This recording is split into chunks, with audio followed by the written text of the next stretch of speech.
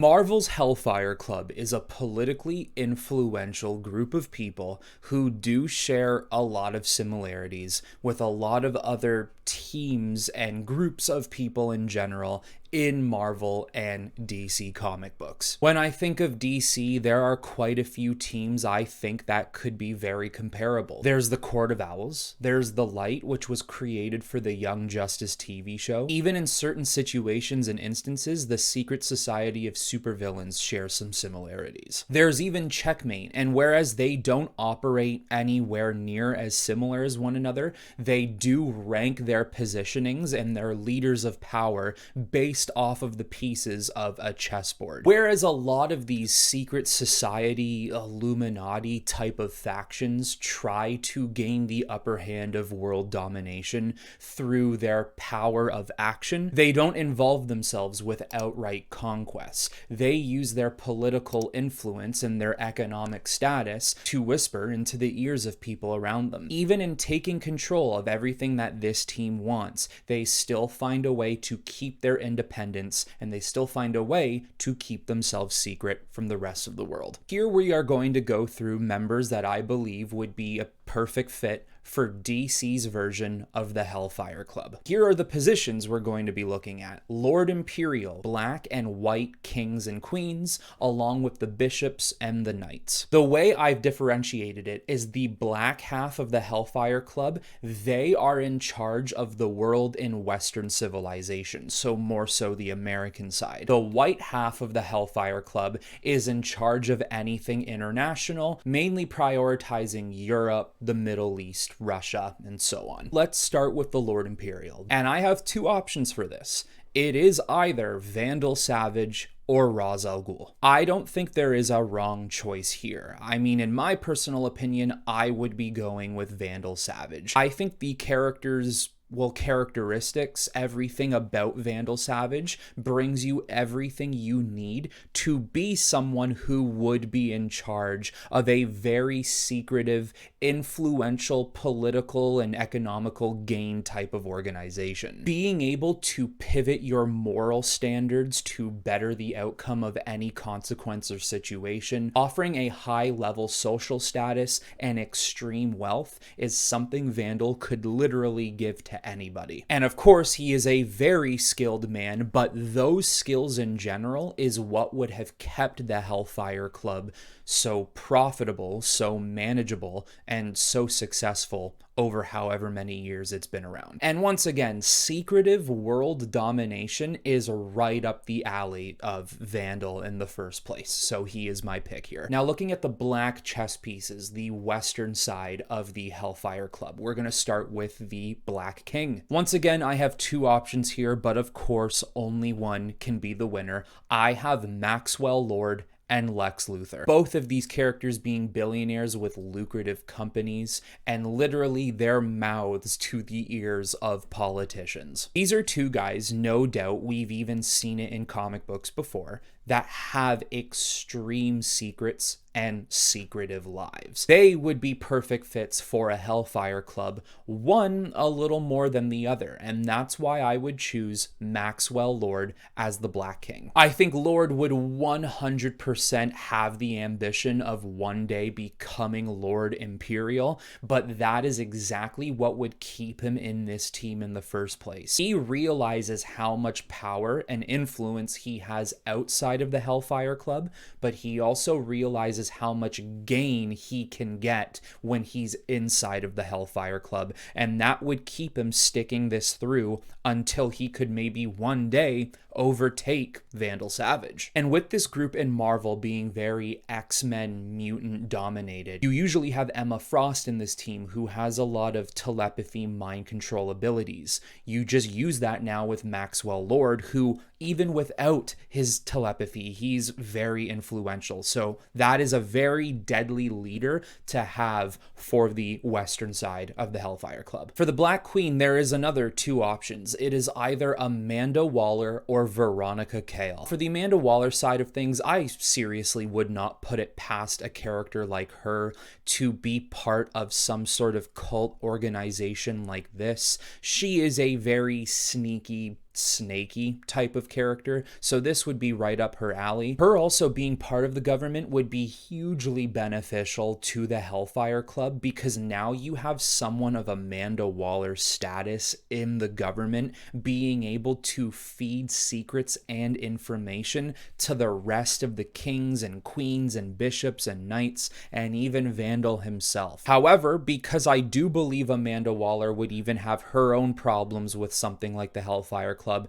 that's why I'm gonna go with Veronica Cale. The American culture in DC Comics has become very reliant on technology, creating new things no matter how dangerous it might be, and that is literally what Veronica Cale's entire reputation is. She is also a character who wants a lot of power. She wants a lot of control. I could definitely see Veronica being someone who was born into this high society culture and eventually worked her way up to being queen so she could finally exact the domination that she ever so wants alongside these other very powerful people. Now, whereas there can only be one Imperial, one king, one queen, with the bishops and the knights, I decided to give them 2 characters each, even though there is probably a chance there would be a lot more members than this. So for the Black Bishops, I decided to go with Simon Stagg and Deathstroke. Now, when I think of the bishops, I of course think of characters who have a far reach, many connections, a lot of influence, but also have the passion to move up the ladder. I could definitely see Simon Stagg and Slade wanting to move up the chains to eventually get to king status. Stagg, an unethical billionaire capable of reaching other billionaires to feed into the cause that they're fighting for, to allow the Hellfire Club to maintain more power. That is exactly what they would be looking for. Then with Deathstroke, this is also a guy who would be able to plan out certain assassinations, to be able to plot specific civil wars between communities or states or groups of people. And even if Deathstroke is not straight up at the front lines partaking in it, he would be able to perfectly plan these things out and give it to the people underneath him who would be able to now exact these plans to perfection. Being one of the world's greatest assassins, if not literally the greatest assassin, that is not something the Hellfire Club can turn away. Assassinations are some of the best ways to ensure that your threshold is upkept. Then for the knights, which I've read that it can also be seen as pawns as well, but I do have Two-Face and Penguin being 2 of the more so profitable villains in the underbelly of Gotham City. They would eventually find themselves in this particular organization. I could see someone like Penguin definitely wanting to move up the chains in this lavish high society. However, I do think the people above them would more so see Penguin and Two-Face being characters who, yes, you do have a suitable amount of funds and resources. You do have forces at your control, a lot of henchmen, a lot of bodyguards. You do even have connections to other hitmen and assassins and bounty hunters out there. We are using you as a connection. We don't truthfully need you at the end of the day to ensure the Hellfire Club is going to maintain its status. Because if we lost you 2, we could find another. And I think the Hellfire Club could work very similar like the Court of Owls, as if they're not already similar enough itself. Batman or someone could find out that the Hellfire Club has actually been in Gotham for hundreds of years, and Penguin and Two-Face have always been part of it. It's just Batman hasn't been looking at it from the right lenses, or he hasn't been looking at it correctly. Kind of the same way it was with the Court of Owls. He just didn't dig deep enough. Now, let's move over into the eastern side of things, which is the white side. For your White King, I have either Ra's al Ghul or Black Adam. I put Ra's al Ghul in it again just in case Vandal Savage was going to be the Lord Imperial. Both of these characters do have a lot of advantages. Black Adam, well, one, extremely stupidly powerful. And he also owns Kahndaq. The influence that Kahndaq would be able to offer the Hellfire Club would probably be something no one would want to turn away from. However, I would not go with Black Adam, mainly because I don't think this is a team or a group of people he would want to associate with at all. If he's going to need to play a sleazy politician of sorts, he wants no part of it. That's why it's got to be Ra's al Ghul. This guy's been alive for hundreds of years. He literally has his own organization of assassins. The League of Assassins has toppled cities and countries and societies. This is a resource they would not be able to look past. As for the White Queen, another two options here: Morgan Le Fay and Talia al Ghul. Now, there's really not much else to say about Talia, considering everything I said about her. You could say for Ra's. For me, having Ra's as the king, I think it would be too much League of Assassins to make Talia the queen,